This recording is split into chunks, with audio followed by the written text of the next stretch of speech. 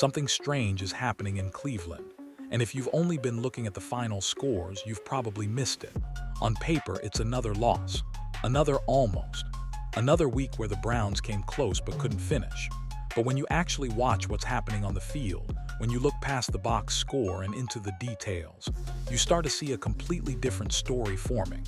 A story that has nothing to do with stats and everything to do with what this team might secretly be building. Because while injuries pile up, while the offensive line shuffles every week, and while fans argue about coaches and play calling, one thing has become impossible to ignore. Shedeur Sanders is changing. Not in a slow, developmental way. In a noticeable, week-to-week transformation that feels like watching a quarterback speedrun the toughest parts of his rookie year. This wasn't supposed to happen. Not behind a patched-together line, not without his top weapons, not in a system that still can't decide what it wants to be. Yet here he is, faster, more decisive, more composed, and more creative than he was 7 days ago. And if you're paying attention, you can feel it. Something is shifting, something is clicking. But that's only the beginning. Because once you break down this game, once you see the plays behind the plays, you realize this performance wasn't about numbers at all. It was about proof. Proof that even in chaos, some quarterbacks do fold, they evolve. From the very first drive, it was clear this wasn't the same Shedeur Sanders we saw just a few weeks ago. The hesitation that used to show up on early downs, gone. The extra pump fakes, the unnecessary drift in the pocket, the half-second of doubt before pulling the trigger, nowhere to be found. Instead, he came out playing like someone who finally understands the speed of the league and isn't afraid of it anymore. What stood out immediately was the timing. In the first half alone, Shedeur posted his fastest time to throw of the entire season, firing the ball out in under 2.4 seconds. That isn't a small adjustment, that's a philosophical shift.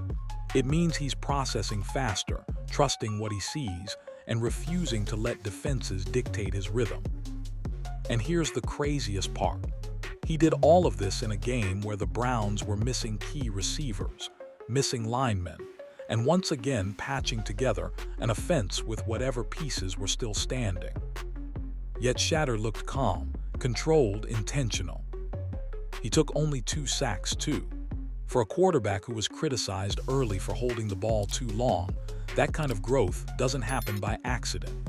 It happens because he's recognizing pressure better, moving with purpose instead of panic, and understanding where his quick outlets are supposed to be. Even the critics who spent weeks nitpicking his pocket presence couldn't deny what they were watching, a young quarterback turning the corner. And then there was the accuracy, not just completions, placement, throwing receivers open, anticipating windows, delivering balls on time to players who in many cases weren't even creating much separation. That's why the stats don't tell the real story. A 20 for 29 line might look modest, but the tape shows a player making pro-level reads in real time. What makes this performance so telling is that nothing about it felt fluky. He wasn't relying on broken plays or one lucky deep shot. He was building drives, sustaining momentum, and showing the kind of consistency evaluators wait months, sometimes years, to see in a rookie. But as impressive as the controlled parts of his game were, it was the raw, instinctive moments that really revealed where his ceiling might be. If Section 1 was about Shedeur's control, Section 2 is about the moments where control breaks, and he still finds a way. Because the NFL doesn't measure a quarterback by what he does when everything is perfect. It measures him by what he becomes when everything falls apart. And in this game, that's where Shedeur quietly separated himself. Let's start with the scrambling. Not the run around because the pocket collapsed, scrambling, purposeful scrambling. 4 carries for 49 yards doesn't sound wild until you watch how those yards happened. They weren't panic escapes. They weren't bailouts. They were calculated decisions at the exact right time, turning what should have been dead plays into first downs. When every scouting report labeled him not a real athlete, he dipped under edge rushers, accelerated through lanes, and extended drives with the kind of mobility coaches dream of. But the real highlight wasn't the running. It was the balance between running and keeping his eyes downfield. There was a play early where he stepped up, ducked under a defender with the smoothest slide you'll see from a rookie, and still kept scanning the field. That's not normal. Most first-year quarterbacks either tuck and run or freeze. Shedeur did neither. He bought time, stayed composed, and turned chaos into opportunity. Then there were the throws, those throws. The kind you rewind because they don't make sense in slow motion. Rolling to his right, getting hit in the face, launching a ball from his own end zone with perfect touch and placement. That's the kind of throw evaluators put stars next to. Not because it looks pretty, but because it shows something that can't be taught: resilience under immediate pressure. These are the traits that separate project quarterbacks from quarterbacks you build your franchise around. Ball placement while hit, poise on broken plays, confidence to throw on the move, instincts that show up even when the structure fails. And the best part, none of it felt forced. Nothing looked like a rookie trying to prove a point. It looked like someone who understands that if the team around him can't create stability, he has to create it himself. But even with all that growth, there's one part of this game everyone keeps debating: the interceptions. And breaking those down reveals something most fans missed entirely. Now we get to the part of the box score that everyone stares at first: the interceptions. 2 picks, a lower passer rating, numbers that, at a surface level, make it easy for casual fans to shrug and say, "See, same old problems." But this is exactly why film matters, because the story behind those interceptions is nothing like what the stat line suggests. Let's break them down the way real evaluators do. The first interception, a timing throw with perfect anticipation. Shedeur put the ball exactly where it needed to be, on the receiver's back shoulder, away from the defender, with enough zip to beat the closing window. That's the correct read, the correct placement, and the correct velocity. The only thing that went wrong was the bounce, a ridiculous, unlucky deflection that hung in the air long enough for a trailing defender to scoop it up. If the receiver gets his hands up a split second sooner, it's a completion. If the pass has slightly less velocity, it gets batted down. It was a football accident, not a bad choice. The second interception, same story, different chaos. A defensive lineman gets a mitt on the ball at the line, and it floats like a balloon right into another defender's hands. That's not a poor decision. That's not a late read. That's not holding the ball too long. That's what happens when your offensive line, on its 9th different configuration, can't stabilize a pocket for more than 2 seconds. And here's the nuance many fans miss. Not all interceptions reveal something about the quarterback. Some expose the line. Some expose the timing of the play. Some expose pure, random misfortune. These two, they reveal almost nothing negative about Shedeur, because on both plays he made the right read, delivered with confidence, and operated within the structure of the offense. In fact, if you isolate the decisions themselves, these are positive plays from an evaluation standpoint. He trusted his progression. He threw on time. He didn't hesitate. Coaches want that. What makes these interceptions even more unfair is how they overshadow everything else he did. The completions, the decisiveness, the mobility, the improved processing. It's like people saw the final box score and ignored the story happening inside the game. But if the interceptions don't define the performance, then something else must. And that something else becomes obvious the moment you look at the state of the team around him. Here's the part of the story that almost feels unreal when you line it all up. The environment Shedeur is being asked to operate in is not just challenging, it's downright dysfunctional. And that's not disrespect. That's the reality of what the Browns put on the field this week. Start with the injuries, not 1 or 2, not a couple of questionable tags. We're talking about a roster missing core starters across every level of the offense. Their RB1, out. Their RB2, out. Their TE1, out. Their WR group, headlined by an undrafted rookie who wasn't supposed to touch the field this early. And the offensive line, normally the stabilizing force for any quarterback, was on its ninth different lineup of the season. Ninth. You can't build chemistry when players are rotating like a turnstile. You can't build timing when your right tackle today was your backup's backup last week. And you definitely can't build confidence when the middle of your line collapses faster than a folding chair at a family barbecue. Yet Shedeur didn't unravel, he adapted. This is where context matters. Because while fans online argued about interceptions or completion percentages, evaluators were watching something entirely different. How a young quarterback responds when the world around him is burning. And instead of panicking, instead of pointing fingers or forcing throws, he played within the chaos and still found ways to move the offense. And the chaos wasn't limited to personnel. Even the operations were shaky. A completely botched field goal attempt right out of halftime cost the Browns 3 points in a game decided by 3 points. The hold wasn't right, the timing was off, and the entire sequence looked like a team struggling with the basics. Shedeur had nothing to do with that, yet it directly affected the outcome. When you zoom out, this is the part of the season where many rookies break. The pressure, the injuries, the lack of continuity, it usually leads to forced mistakes, frustration, or regression. But Shedeur is doing the opposite. He's stabilizing in an unstable environment. And ironically, that's what makes what comes next even more frustrating. Because while Shedeur is adapting to the chaos, not everyone around him is. This is where the conversation stops being about talent and starts being about management. Because as much as fans want to focus on turnovers or yardage totals, there's a different issue quietly shaping every one of these games. The coaching and operational breakdowns that keep showing up at the worst possible moments. Let's start with the obvious one, the field goal disaster right out of halftime. In a 3-point loss, every point matters, and yet the Browns somehow turned a routine kick into a fire drill. The snap wasn't clean, the hold wasn't controlled, and the operation looked completely out of sync. That's not a player mistake. That's preparation. That's coaching. And it cost them exactly the amount of points they needed to stay alive. But that wasn't the only moment that made fans shake their heads.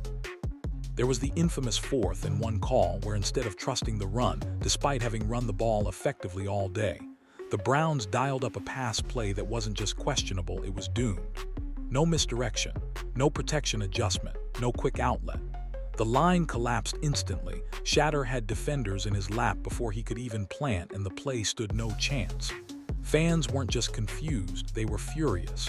Because this wasn't aggressive coaching, it wasn't innovative. It felt like overthinking in its purest form. And here's where the frustration really spikes. These decisions overshadow the things the team does get right. The run game was functioning. The offense had rhythm. There were stretches where the play calling felt balanced and intentional. But every time momentum started building, the Browns found a way to sabotage themselves with operational errors or head-scratching choices. That's why so many fans have shifted from analyzing players to questioning leadership. When the same issues show up week after week, missed assignments, communication breakdowns, avoidable penalties, blown situational calls, you stop blaming execution and start blaming preparation. And unfortunately for Cleveland, these moments always seem to hit when it matters most. When the rookie quarterback needs a clean pocket on a crucial down, he gets a jailbreak rush instead. When the team needs points to stay alive, they hand 3 free ones back. When they need a composed drive, they sabotage themselves with mental errors. These aren't talent problems. These are operational problems. And that difference matters because while players grow through adversity, bad operations stall development completely. Which brings us to the real twist in this story. Even through all of this, Shedeur keeps improving. Here's the part that almost feels impossible. Despite everything working against him, the injuries, the inconsistent line, the chaotic operations, Shedeur Sanders is still getting better. Not in small, subtle ways you need 3 hours of film study to notice. in obvious, visible, undeniable ways that even his biggest critics are starting to acknowledge. This is where you separate hype from potential. A lot of rookies say the right things in interviews. A lot of rookies talk about wanting to grow, to trust the process, to learn from mistakes. But what sets Shedeur apart is that he says those things, and then goes out the next week and actually fixes them. He told reporters he wanted to get the ball out quicker. Next game, fastest release time of his young career. He said he needed to cut down on sacks. Next game, only 2 taken, both on plays where most quarterbacks wouldn't have escaped either. He talked about wanting to be more decisive. Next game, rhythm throws, anticipation, quick decisions that show he's processing faster instead of hesitating. That isn't luck. That isn't coincidence. That is a young quarterback taking criticism, absorbing it, and turning it into actionable progress. That's rare. And you can see the mindset clearly in his post-game interview. Shedeur didn't blame receivers. He didn't blame the line. He didn't blame the injuries or the questionable play calls. Instead, he talked about accountability, about seeing the mistake, understanding the why behind it, and using that to improve. That's the mind of a long-term quarterback, not a temporary placeholder. Even his frustration was different. It wasn't anger. It wasn't ego. It was the frustration of someone who knows he's doing everything he can, only to have the result fall apart due to things out of his control. Yet even in that frustration, his response wasn't complaining, it was learning. And here, what evaluators love, improvement that shows up under pressure is more meaningful than improvement in perfect conditions. Anyone can look good when everything around them is stable. The real test is whether a quarterback can grow when the environment gives him every reason to crumble. Shedeur isn't just surviving that test, he's acing it.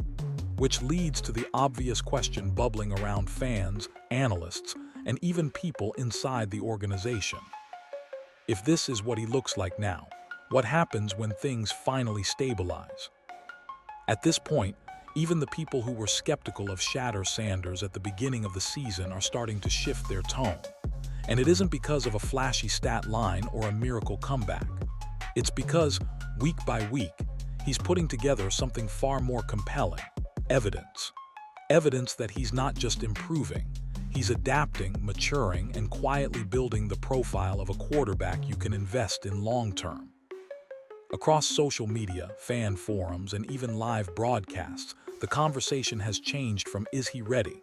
to "how far can he go?" Because it's getting harder to ignore the patterns forming right in front of us. The anticipation throws, the manipulations of the pocket, the willingness to run when he needs to, but never letting it replace his instincts as a passer. These aren't traits you hope develop someday, they're showing up now. And the grading reflects that. Fans who were once tough on him are now giving him C+ and B evaluations, not because he had a perfect day, but because they're finally judging him fairly. They're accounting for the broken offensive line, the missing weapons, the botched field goal, the 4th and 1 disaster. They're watching him do more with less and realizing that the parts he can control are trending upward every single week. That's not normal growth, that's accelerated development. Even more interesting is how evaluators talk about him. They're not focusing on the interceptions, they're focusing on how he responds afterward. They're talking about his leadership in the huddle, his communication pre-snap, his willingness to take a hit and still deliver a strike downfield, his ability to stay level-headed in interviews instead of letting frustration spill over. Those are signs of a quarterback who sees the bigger picture, someone who understands that this season isn't just a test of skill, but a test of mindset. And for the Browns, that's where things get complicated. Because if the rookie keeps trending upward while the operation around him keeps tripping over itself, the organization won't be asking questions about the quarterback anymore. They'll be asking questions about everything else. The whispers have already started. If he's doing this behind a broken line, imagine him with protection. If this is his floor, what does his ceiling look like? Is this the guy you build around? And when a fan base starts asking those questions, the franchise eventually has to answer them. When you step back from the noise, the injuries, the scrambled offensive line, and the operational chaos, a much bigger picture starts to emerge, one the Browns can't afford to ignore anymore. Because while the team keeps finding new ways to lose close games, Shedeur Sanders keeps finding new ways to grow inside them. And that contrast is becoming impossible to miss. This is what makes his development so intriguing. He's not improving because the environment is stable. He's improving in spite of the instability. Most rookies need structure to thrive: clean pockets, defined reads, steady protection, reliable weapons. Shedeur hasn't had that luxury for a single week this season. Yet every time the team absorbs another injury, every time the offensive line shuffles, every time the play calling wobbles, he adapts just a little faster. That's why evaluators are paying attention. Because a quarterback who improves when conditions are ideal is promising, but a quarterback who improves when conditions are brutal is dangerous, in the best possible way. And now, Cleveland faces a decision that goes way beyond one loss. They have to decide what story they're going to believe. Is this a team stuck in neutral because the rookie isn't ready? Or is this a rookie quietly proving he's more ready than the operation around him? The difference matters a lot. Because if the Browns believe Shedeur is showing franchise-level resilience, then everything else comes under the microscope. The coaching decisions, the sideline operations, the protection schemes, the situational awareness. You can't keep pointing at the quarterback when the quarterback is the one holding the structure together. That's why fans aren't asking whether he's the problem. They're asking whether he might be the foundation. And it's why this season, as messy as it's been, might be laying the groundwork for something far bigger than a mid-season evaluation. It might be revealing the type of quarterback Cleveland has been searching for. Someone who doesn't crumble in chaos, but emerges from it sharper, hungrier, and more refined. So now the question shifts from how did he play to what happens when he finally gets a fair shot, when the line stabilizes, when his weapons return, when the system stops working against him and starts working with him. Because if this is what Shedeur looks like in the storm, everyone's wondering the same thing. What happens when the storm finally ends?